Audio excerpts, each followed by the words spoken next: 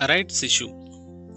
A rights issue is when a company offers new shares to the existing shareholders, usually at discount price, a price less than current market price in proportion to their existing holding. A rights issue is an invitation to the existing shareholders to purchase additional new shares in the company at discount price. ಹಕ್ಕುದಾರರಿಗೆ ನೀಡಿಕೆ. ಹಕ್ಕುದಾರರಿಗೆ ನೀಡಿಕೆ ಎಂದರೆ ಈಗಾಗಲೇ ಅಸ್ತಿತ್ವದಲ್ಲಿರುವ ಷೇರುದಾರರಿಗೆ, ಅಂದ್ರೆ ಯಾರು ಕಂಪನಿಯ ಷೇರುದಾರರು ಆಗಿರ್ತಾರೋ, ಷೇರುಗಳನ್ನು ಖರೀದಿಸಿರುತ್ತಾರೋ ಅಂತಹ ಷೇರುದಾರರಿಗೆ ಕಂಪನಿಯು ಹೆಚ್ಚುವರಿ ಹೊಸ ಷೇರುಗಳನ್ನು ರಿಯಾಯಿತಿಯ ದರದಲ್ಲಿ ಖರೀದಿಸಲು ನೀಡುವಂತಹ ಒಂದು ಆಹ್ವಾನವನ್ನು ನಾವು ಹಕ್ಕುದಾರರಿಗೆ ನೀಡಿಕೆ ಅಂತೇಳಿ ಕರಿತೀವಿ. Value of rights. The value of right shares refers to the benefit or advantage existing shareholders gain by participating in rights issue. Formula: value of rights is equal to right shares divided by total shares into market price minus issue price of right share. Problem: Naksh company offers to the existing shareholders the right to buy one equity share at 100 each at rupees 120 for every 5 equity shares of rupees 100 each at the market price of rupees 180 per share. Calculate value of rights. ಈ ಒಂದು problem ಮೂಲಕ ನಾವು value of rights ಅನ್ನ calculate ಮಾಡಬೇಕು.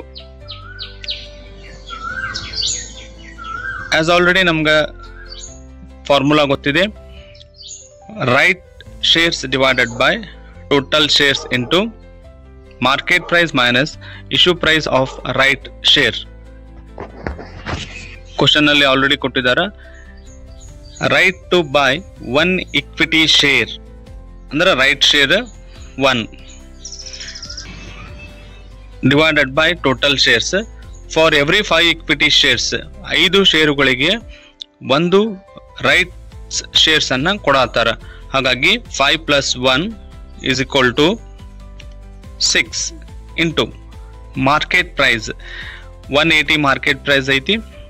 Issue price of right shares, issue price at 120 ಅಂತ ಹೇಳ್ಯಾರ, into the bracket 180 minus 120. Simplify ಮಾಡಿದ್ರೆ 1 divided by 6 into 60.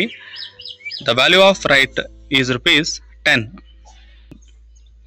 SRS company offers to the existing shareholders the right to buy 2 equity shares at rupees 100 each at 30% premium for every 6 equity shares of rupees 100 each at the market price of rupees 210 per share.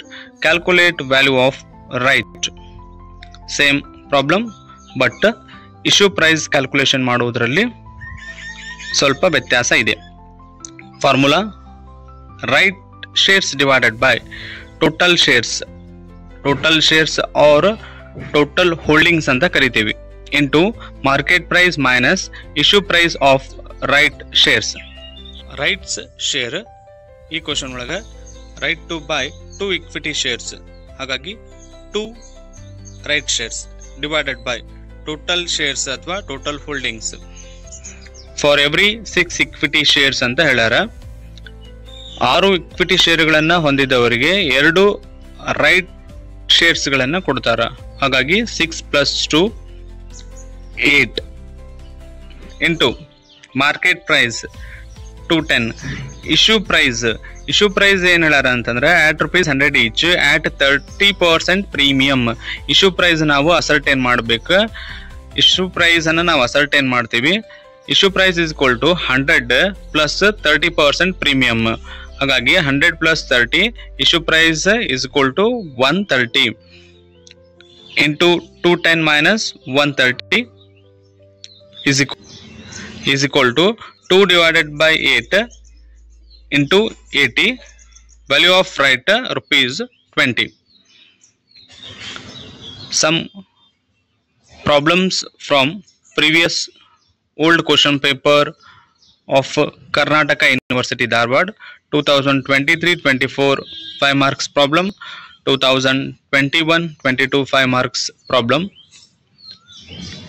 Thank you.